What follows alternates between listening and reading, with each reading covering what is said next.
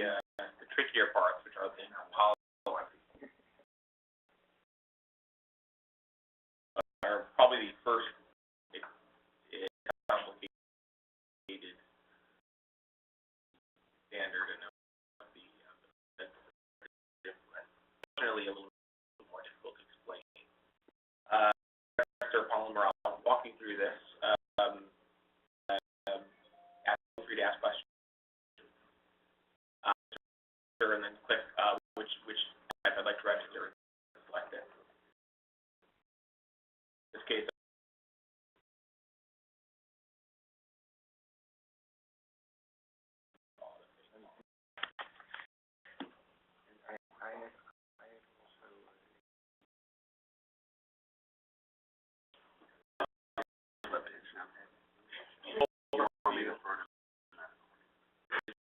we go from names, of course, at first. Following the monomers and starting material. Following the polymer, followed by specifying the physical properties. That's code and the review. So whereas most of us had maybe 2 or 3 steps for definitional information, and most is a little bit more. And there's a lot more to talk about inside of that. While technically, I guess depending on who it is you're talking to, a nucleic and protein are also considered polymers, and that they're biopolymers. Here, polymer almost exclusively to mean that there is a repeating unit, and that they're polydispersed. There's more than one full quantity there. There is some collection and distribution of quantities. These are all foods about polymers that are non-nucleic acids. One interesting caveat there is that there are some nucleic acids that will be considered polymers if they are not dispersed, right? Where it really are just random sets. And they're actually, polyamino acids the same way. Yeah, that are the same. So it's there, and that this is one of those terminology things, like, as we mentioned, with chemicals and proteins, nucleic acids. Each of the words might be something slightly different to each scientist. And someone might say, oh, I have what is certainly a protein, but we agree and say this is actually represented from an ISO standard as a polymer. The first source or synthetic source. If you have a biosynthetic source, you can get into details about what the source source record is, say plant or so on. It's a synthetic source. A homopolymer or copolymer. I will say is a homopolymer. In classes, you can describe whether or not, for instance, if this is a copolymer, I could say whether this was randomly attached, whether it was cross-linking, whether it was a copolymer, so on. I'll say whether it's a linear, it's a branch, a network, cyclic, it's linear. And the first screen is actually a selection of starting materials. So I should qualify terminology. Here, monomer is used. That means starting material that will polymerize. Sometimes people use the word monomer to mean the structural repeating unit. We refer to those structural repeating units as the starting individual substances that will polymerize into structure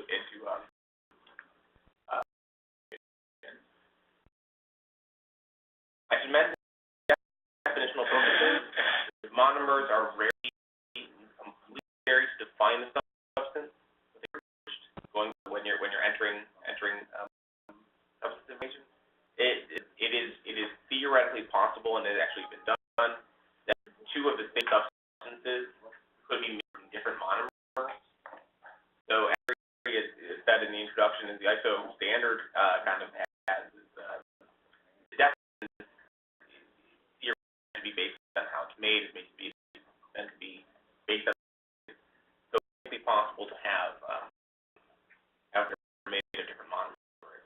That it's useful to have monomers, and there are times when they will be definitional because they activity to fully define them. I will put in I should say what I did. I've clicked to add a unit, add a starting starter. I find it easier for me just to kind of out the thing that I want.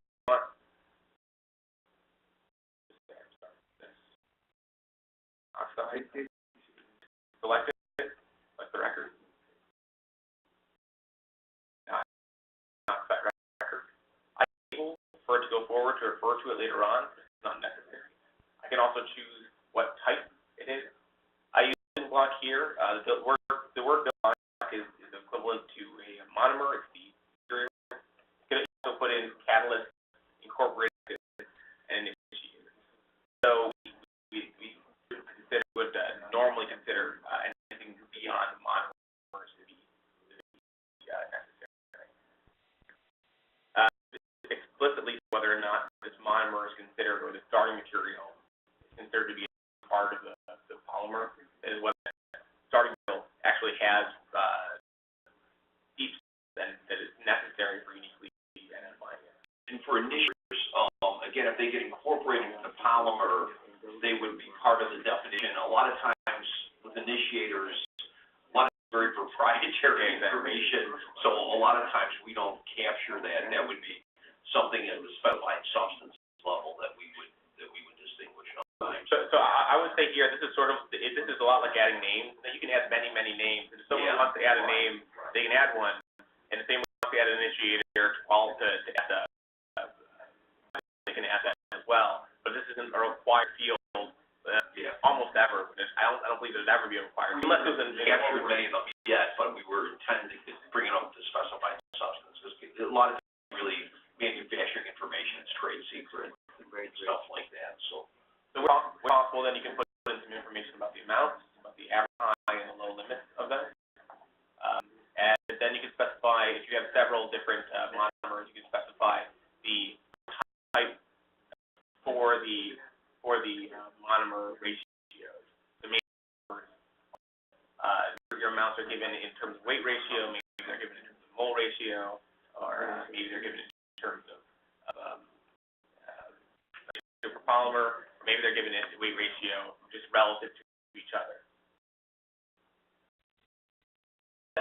In this case, I'm just going to keep it simple and only have one starting material, so the amounts are not going to be terribly relative. That should stop. Yeah.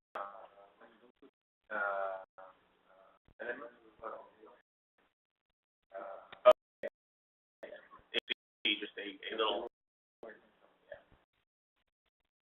You could use your settings and change it to always show carbons, but it's something that would like defeat, be busy. Yeah. But I remember from yeah. As soon as you've entered in information about the monomers, you can go into the next area, and then this requires some explanation. There into the polymer structure. So the polymer is really the deeply defining area element of polymer itself. There are three important parts of this. There's the identifier structure, which someone used to of having brackets inside of to have a structure with brackets around them to specify something repeating. Then there's also a display structure, and a display structure is what you display in the record. Sometimes it turns out that what's technically right in the identifier structure is not aesthetically pleasing. I like to have a secondary display structure so that someone can see what this is. It's often, for instance, that what is called a polymer, the pleasing version implicit there are bonds, even though they don't mean to be. It's just that it's much easier aesthetic off that way. But in an idealized structure would never want you to draw it this way. So the structure for what you want, you can import monomers, the monomers are, put them there together, but you really need to edit this record to become a polymer.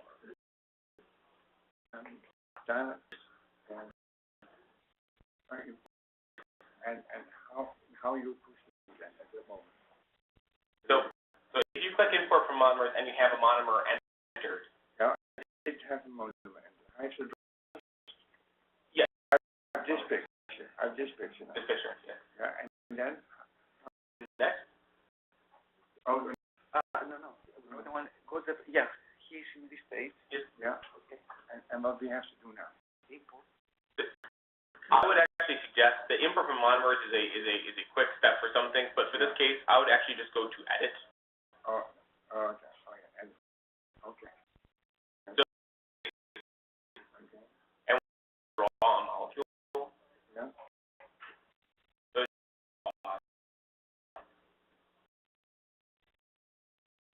very simple.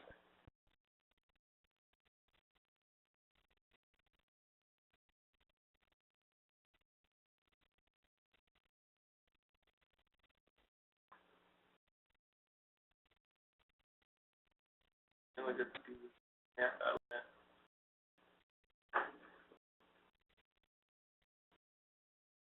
use the bracket tool down below, and you'll around this section here.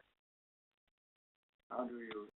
It's down menu, up and brackets.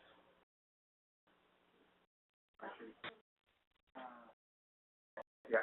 Okay.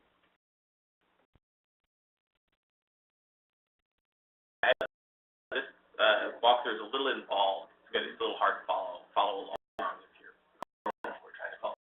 Yeah. Okay. So at this point, you draw brackets around something. You can use those brackets to say what they mean. We want brackets to mean only SRU. On the brackets, clicking the bracket and over bracket type, one can select SRU.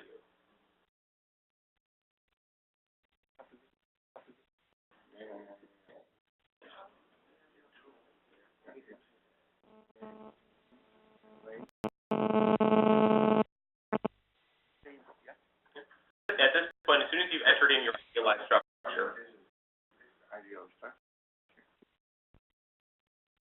so when you, I should also mention that just this area here is also not entirely defined, but it's useful for the next step, which is fragment enumeration. It's still useful for quick what you're trying to say. For block copolymers, this is fairly straightforward. For tandem copolymers, having stems will also work in order to say that these are randomly connected, but you'll have to say which connections are possible. Otherwise, you're including the entire world that may be possible.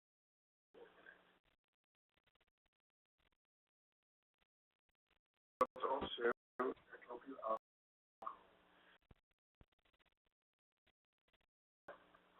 alcohol.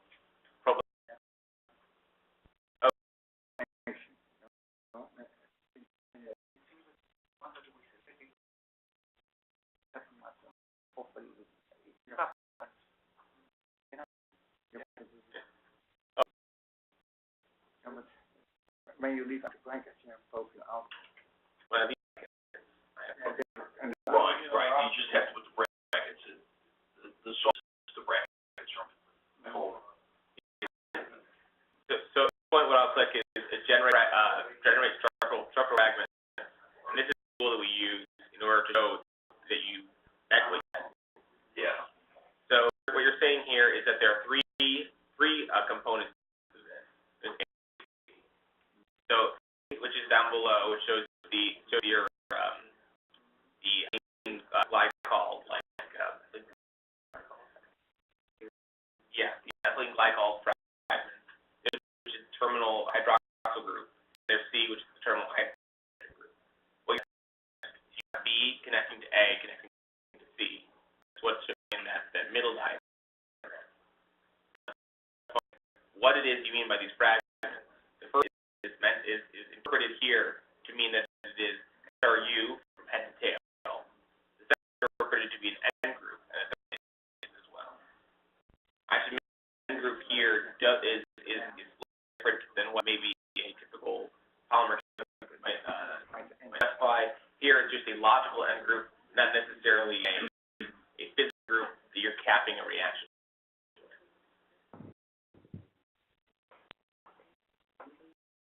All that are allowed from the individual fragment. I'm sorry. Following book. But yes. And the capital side, the brackets. Yeah. Yeah, brackets and the little n is on. Yep. The n is not shown up. Bracket type, just like SRU.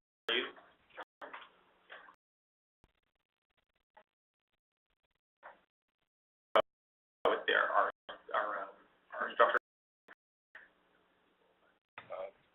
What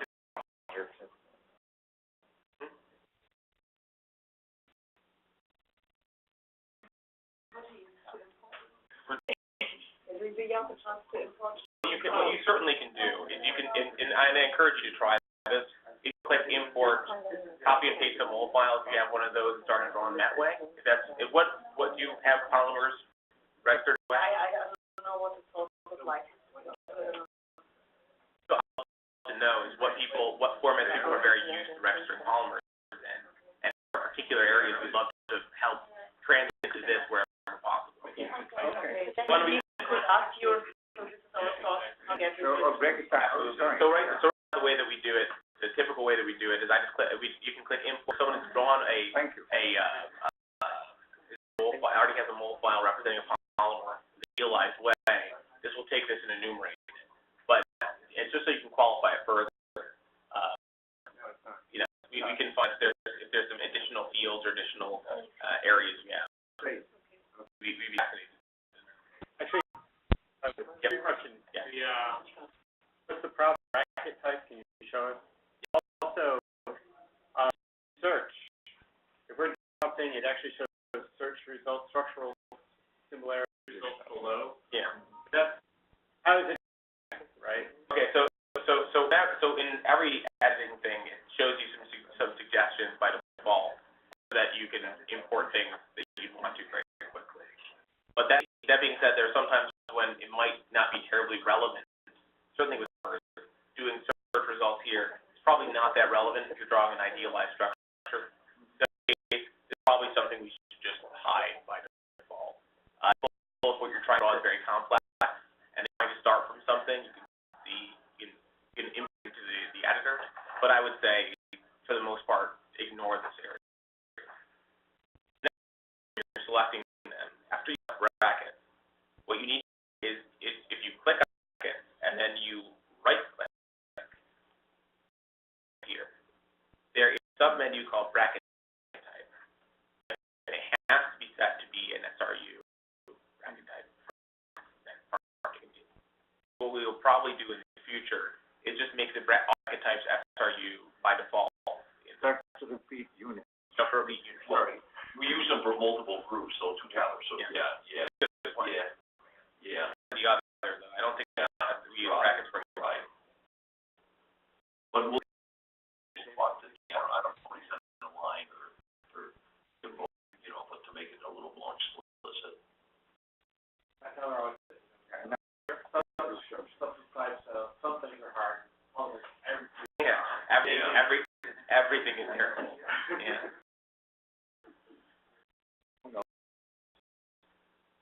I'm sorry, real quick, actually just ask for general questions before I go into some complicated parts of this. Okay. A lot of times we sort of register all similar polymers the same. Probably I think lipopolymers, there's a lot of them. How do you incorporate one that's already in that? So where does it bring you to? Sure. So the quick way to do it, Larry, is actually just on a given record, just click export, and then when you're going into another to make a new record, All in, and then you'll do it change. and you'll be able to change the amount. And do it through the function then. Yeah. Okay. That's the way we do that now. If you'd want, like, eventually we could have some basic map that does that thing for you already. But that's Yeah. Okay. Yeah, because I mean, it's like you said, a painful exercise. I've done one type of polymer before. You don't want to have to go through all this again. Yeah. So luckily this one doesn't get terribly more complicated. The connectivity is that it generates by itself it will already work, but it would be a lot harder. Explain how it is that things connect to each other and what connections are allowed and so on. Then you can also see the amount something would show up for, so the sometimes is repeated,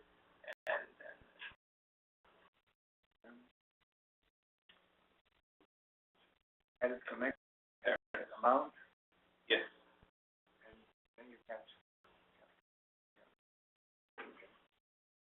There's a this is the amount of block per polymer or so on and so on.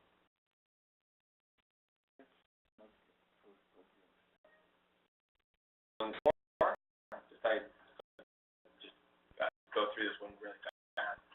Different polymers, there's a properties area.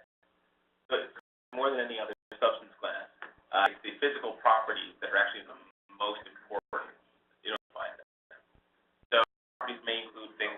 Very typically, it would be sufficient just to have molecular weight, average or number average.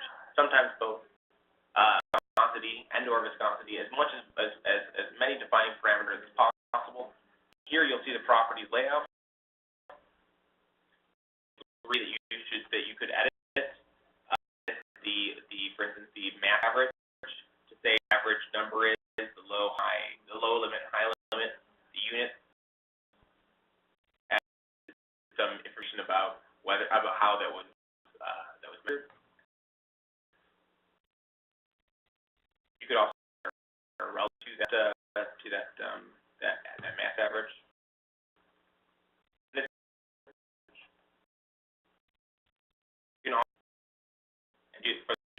You can have information there, and so that you got your number average.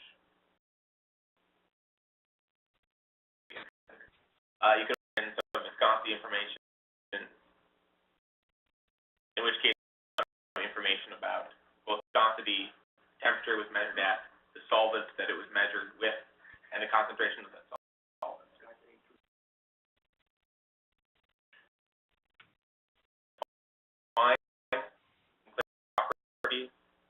And then you have certain other things, solubility perhaps, or vaporization point, or anything, or a few others. This is a very short list of properties currently. There in the additive panel, the properties control vocabulary that we will be expanding, whether you could expand yourself and add additional properties and parameters to specify a substance.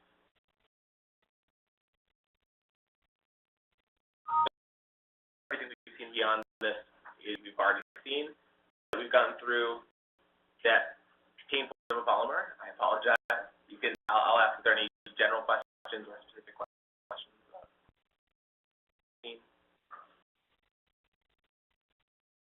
All right.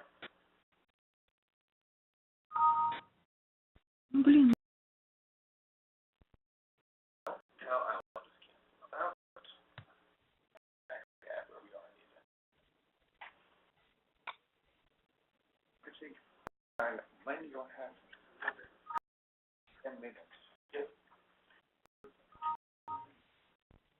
that you present one of the theses that you have that gets not that you know are hindered at all those details that the main is this we have developed. And I think that So Herman's comment was we have a much larger explanatory document to explain what the rationale and procedures are for polymers.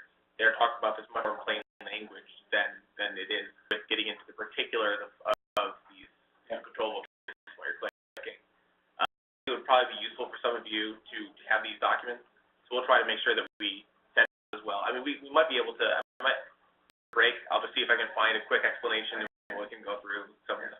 In the implementation guide, Herman, that we'll develop for the guidance thing, we'll go through stuff too, maybe not specific to this system, but it will be a little bit more.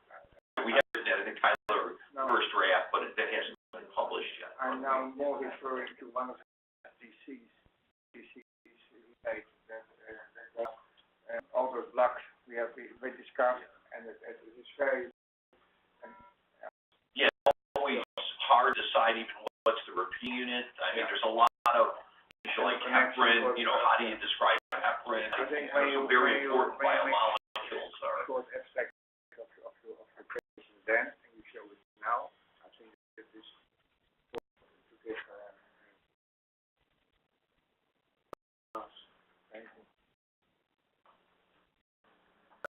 Now that we've completed Polymer, I think it might be about time for a short break.